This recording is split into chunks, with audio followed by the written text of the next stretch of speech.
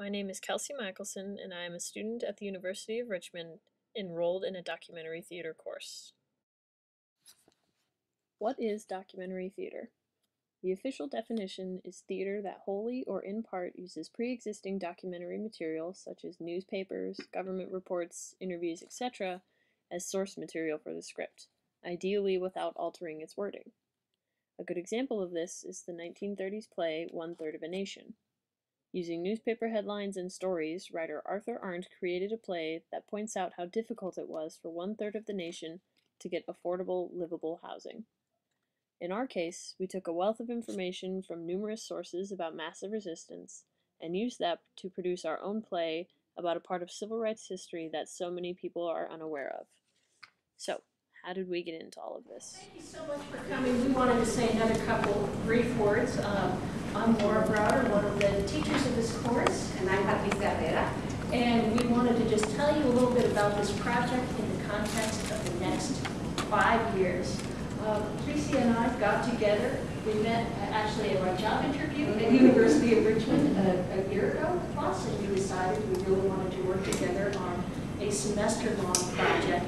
And that has since developed into a 5-year project focused on the history of civil rights and education in Richmond, which I think will be. The University of Richmond now has a class called Documentary Theater, and its goal is to make this project come to fruition.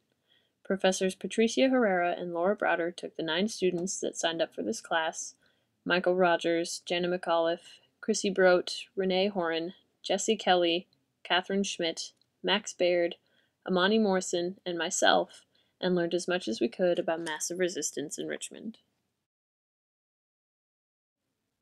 In order to write our documentary play, we first needed a basic understanding of what exactly massive resistance was.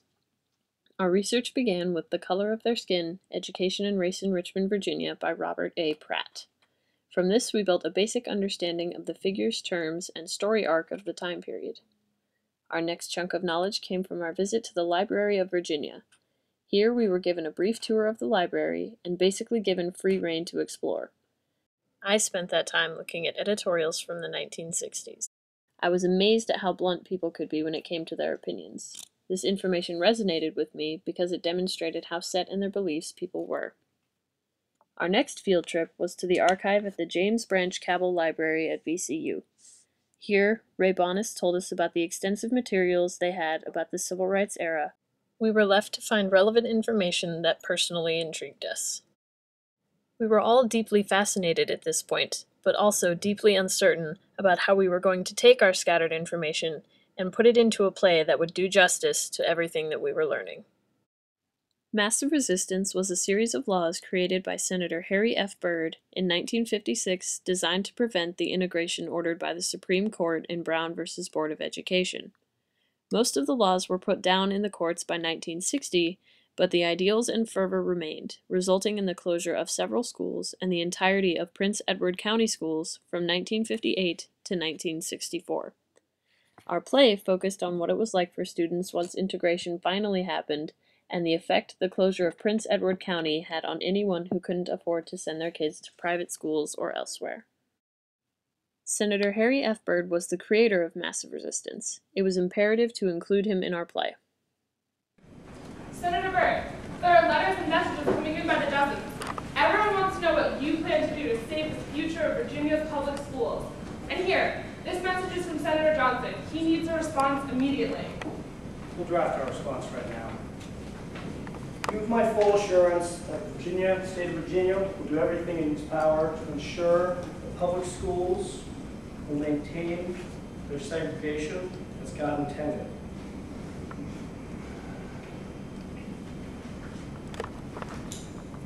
And what about the Supreme Court decision, sir?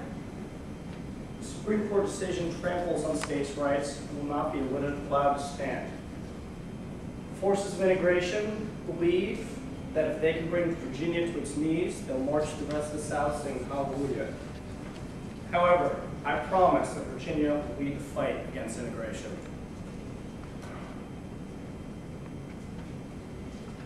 And the rest of the country? I feel that if we organize to this order for massive resistance, and the rest of the country will realize that integration will not be accepted in the South. Excellent, sir. I'll send it out right away. James Lindsay Almond was the governor of Virginia and opposed integration but was eventually pushed by the courts to force integration. Cases can't change everything.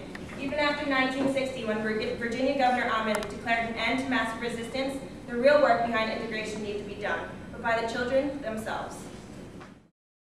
Chief Justice Earl Warren was the key to Brown v. Board of Education. It was his persistence that resulted in a unanimous vote to say that separate was not equal. The School Board of New Kent is now in session. Chief Justice Earl Warren now presiding. 14 years ago, the Supreme Court ruled in Brown v. Board of Education that separate facilities for educating white and black children could never be equal. At the time, Outside of the hard copy research of letters and editorials, our most important and influential sources of information were the people we interviewed. Once we had spent several weeks researching massive resistance, our next step was to interview people who had lived through massive resistance. Hope in the Cities helped to prepare us for this. Hope in the Cities is a program of initiatives of change designed to respond to the need for racial healing in Richmond, Virginia. The aim is to build trust through honest conversation on race, reconciliation, and responsibility. Its goal is the creation of just and inclusive communities. We spent an afternoon with Reverend T. Turner and Cricket White learning about how people might react to our questions and how we should phrase them so as not to offend people. We contacted people through nursing homes and friends of friends to find those who were willing to meet with us and share their stories. It was a slow start, but connections and networks were made to provide us with valuable first-hand stories. This was the turning point in the class where I think we as students really understood the story we were going to tell and what it would mean to the people who lived it. All of a sudden, this wasn't a paragraph or two in a textbook. It was real, and it was important. Now that we had attained all of this information, we were faced with the challenge of writing a play. We did not have the time to meet in our once-a-week class to come up with scenes that we all agreed on. Thus, the tactic was to have each of us write a scene that we thought was important, and meet next week to discern a narrative arc from them.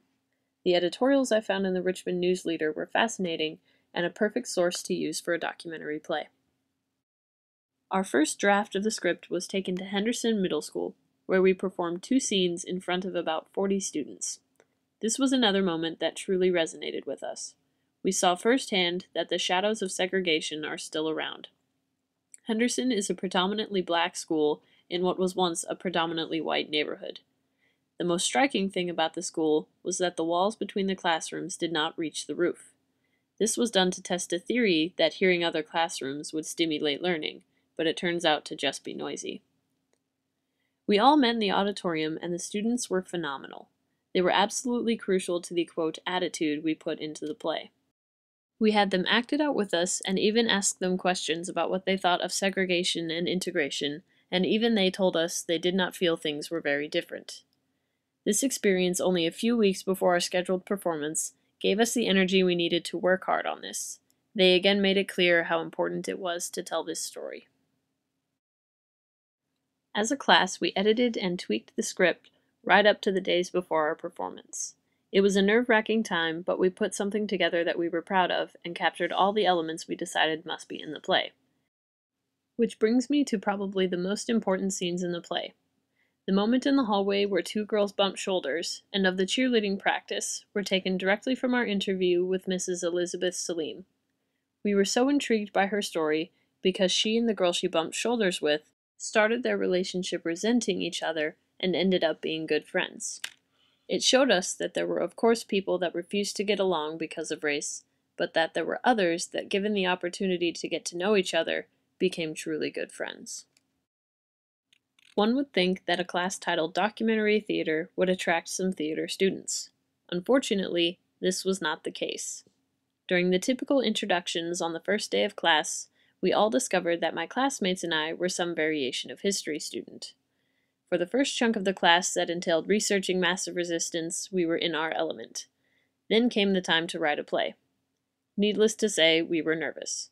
However, Professor Herrera kept telling us that we would be fine. Our next obstacle was how to portray race. This was a significant factor we had to deal with over the course of writing the play. Talking or moving in certain ways might send the wrong message, and asking Imani to play all of the African American roles would have been ridiculous. So, after a couple of classes worth of discussion, we chose t-shirts. Black and white t-shirts that we would keep nearby to signal which race we were representing in that scene. The next problem was the issue of props. As non-theater students, our experience in the technical and performance aspects of play are based only on what we've seen. And while we might have had some good ideas about lighting and backgrounds, we did not have the means for any of this. Our props were therefore limited to a yardstick, desks, t-shirts, posters, and a couple of newspapers. It was decided early on in the semester that we needed a neutral space in which to perform our play. Our university comes with too many assumptions attached to it. Thus, we went with UR Downtown, the university's connection to the greater Richmond community. However, our first look at the space was on the day of the performance, and it was not exactly ideal. Our obstacles were the small stage space, the TV, and the photos on the wall. As you can see in the video, there really wasn't an offstage area, and we couldn't take the TV and pictures off the wall, so our highly elaborate strategy was to use the TV as a chalkboard, hold still when standing to the side of the room, and ignore the pictures. In the end, I don't think that our audience was too distracted. After all of the obstacles we had to face to put on this play, from researching to writing to performing in a small stage setting with few props, none compared to this. Somehow we had managed to leave ourselves enough time to rehearse our play 3 times with an ever-changing script. One of these was on the day of the performance in our space at UR Downtown. We were stressed out. But I think the knowledge that there was really nothing we could do about it kept us calm. We just had to suck it up, memorize our lines, and do our best. Ultimately, this was more than just a class and some documentary play. It was the telling of an important part of Richmond's history that people don't often acknowledge. It was a privilege to contribute, and we all hope that things will start to change.